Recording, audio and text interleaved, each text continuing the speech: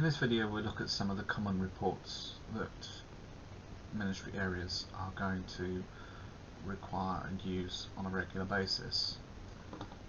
So under the reports, one of the reports that may prove to be useful is the reference lists, nominal accounts. So you can put a footer at the bottom if you wish to. Refresh that, preview that. With every report you get to this point, so you can download it, and you can download it as a PDF report, or you can download it as an Excel file. You need to put the name of the file into there, and then that will appear in your downloads on your computer. You can download that. That's really useful if you want to send reports around to the Ministry Area Council. Save it as a PDF report, and then that can simply be circulated via email to everybody. If you're just looking at what's in the report, then the preview is probably the quicker and easier way. This opens a new window on your browser. So there you can see that. This particular report might well be one that you wish to download as a PDF or even an Excel file so that you can keep it as a reference document. And you can scroll through that and look at all that. When you've finished looking at it, then you simply close that tab, bring it back to here, and you can cancel. And if you want to, you can download it from there or simply cancel that.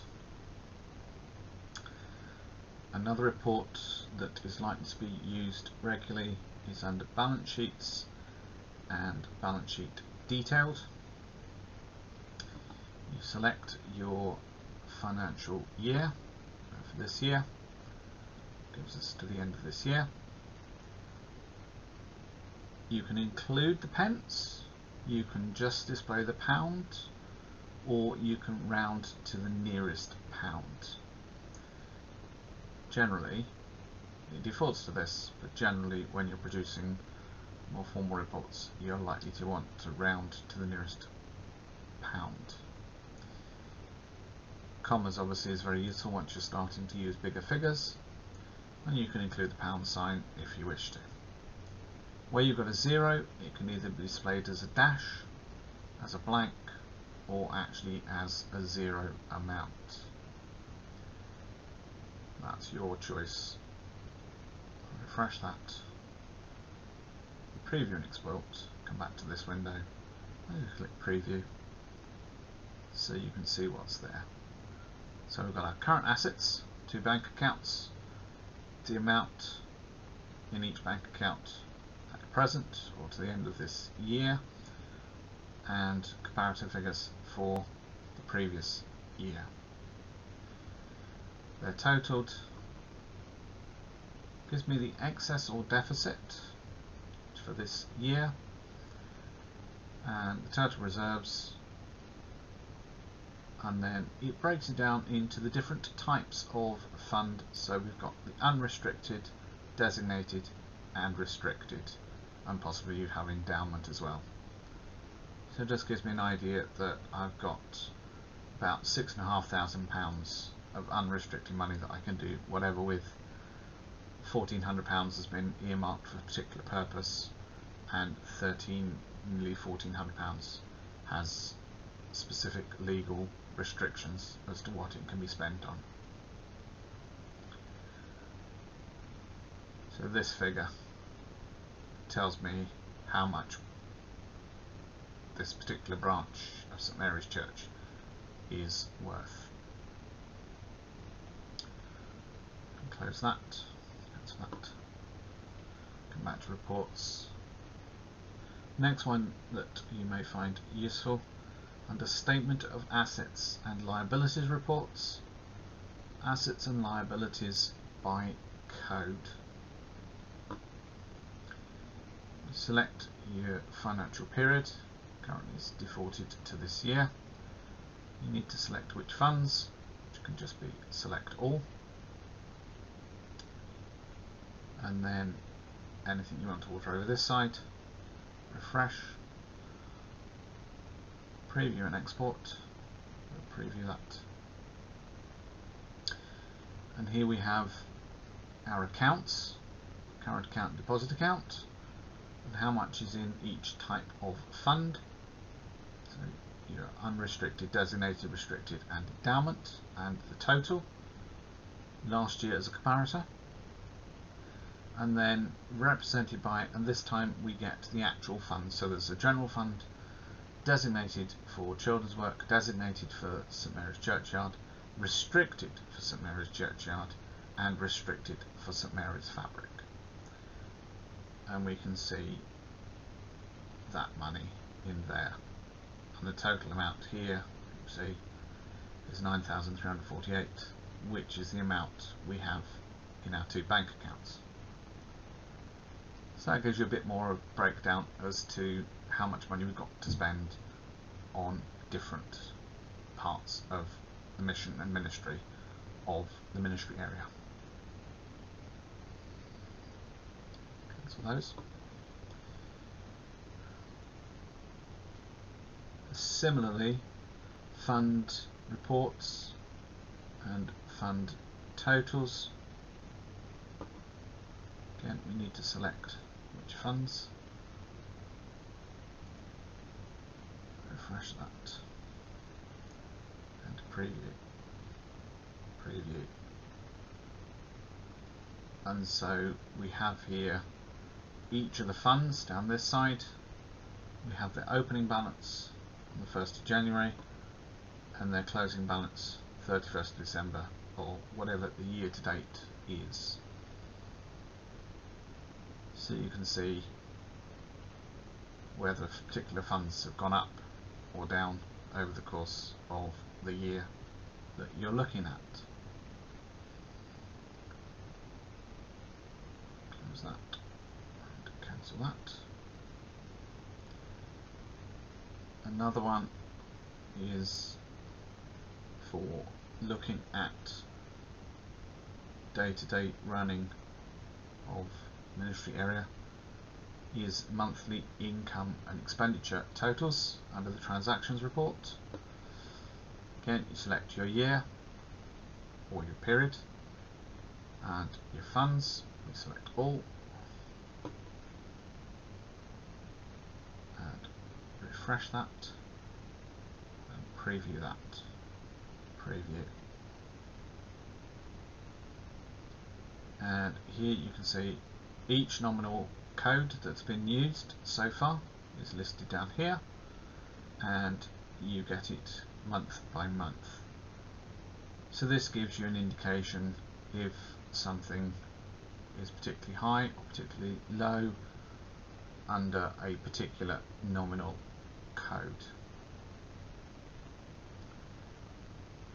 It also enables you to see that total income for January was just over £1,700, whereas expenditure was over £2,600. Same in February, we overspent, and in March, and in April. In May, however, we had a significant surplus. You may be able to spot trends as to month by month, and if you have particularly large incomes for 1 month, how that affects your month by month income and expenditure.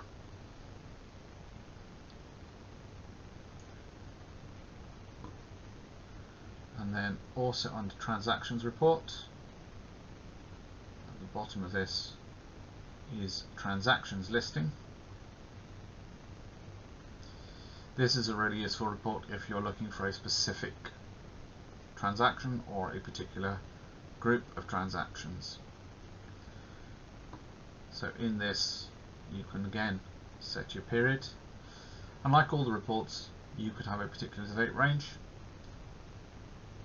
So you could be looking for just first quarter of the current year, you can select either all the nominal accounts, which it will be the default, but you might wish to select a limited selection. You might simply want to look at all the planned giving, so you can select all those that are planned giving. You can select which funds, so you might select children's work, and you can select lots of other things: classes, grantors, entries, actual amounts. You can limit the amount of money in each transaction. I'm just going to clear that one just by selecting all, and I'm going to clear that one by selecting all. But also you've got references, so you can select for children's work. If I put it back to this year, all nominal accounts, all funds, and for children's work. And then if I refresh that and preview that,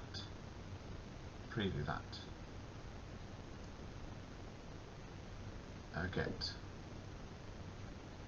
a particular transaction there.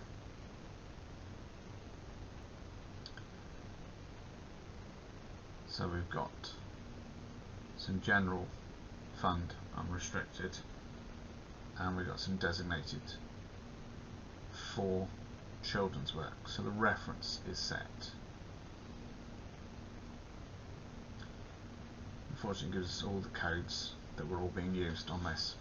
It's not particularly clear there. Coming back to here, so there's all sorts of things you can select in there. If for some reason you wanted to look at transactions that have been voided, you have the option to look at that. Generally, you're only going to be looking at the active. You might want to look at a report on unreconciled, or perhaps only reconciled. You can also decide on a different way to output it, which order you want them in. Date might be the key one that you want to do, or you might want to order them by the fund, so you have all the transactions from one particular fund first, and then from another, and all the next fund. Again, you get this pence or pound or nearest pound. You get commas and include a pound sign, and you get what you treat 0 as, or options. And you can have some slightly different information being displayed. The best way to deal with that is to just select the different ones and compare and see what they look like.